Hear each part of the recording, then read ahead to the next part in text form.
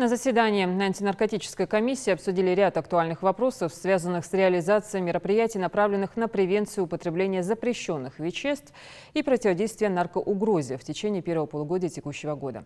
Как сообщил на встрече главный нарколог Минздрава Республики Джамбулат Вадилов, на учете в наркологическом учреждении состоят более 1500 человек.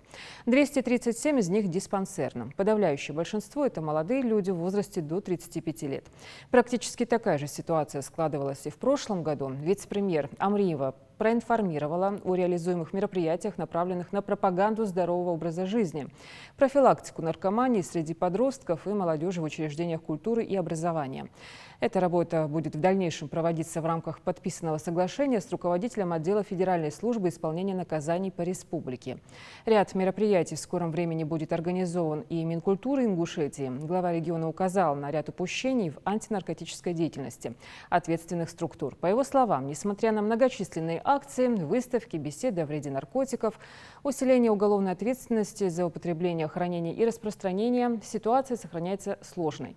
Он рекомендовал инициативно и консолидированно принимать дополнительные меры профилактики и помощи людям, оказавшимся в тяжелой жизненной ситуации, поручив при этом всем задействованным службам и ведомствам активизировать профилактику наркомании в каждом муниципальном образовании с привлечением общественности, представителей духовенства, правоохранительных органов. Также глава Ингушетии назвал необходимостью демонстрацию не абстрактных материалов, но наглядных и конкретных примеров того, во что наркотики превращают здоровых, красивых и физически сильных людей.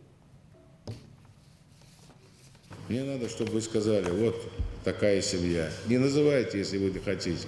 Но вы пошли к ним, вы взяли богословов, вы взяли, значит, уважаемых людей, вы родителей вытащили. Вот куда ответственность надо переключать в части общественности, жителей.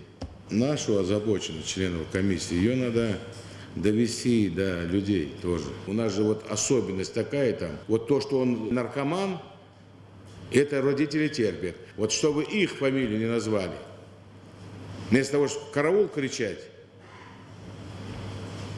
говорить другим не употребляйте. Вот он, сын такой стал.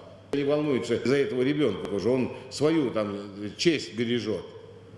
А на самом деле молодежь вообще помирает прям.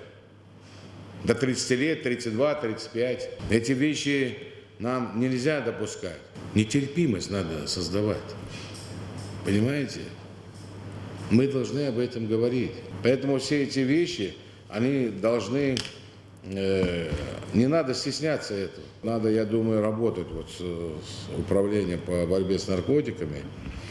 И вам, и министерством, и любой факт, особенно школа, университет. Мы же говорим о тех, кто пришел, выявили, да, там, а латентность этого преступления.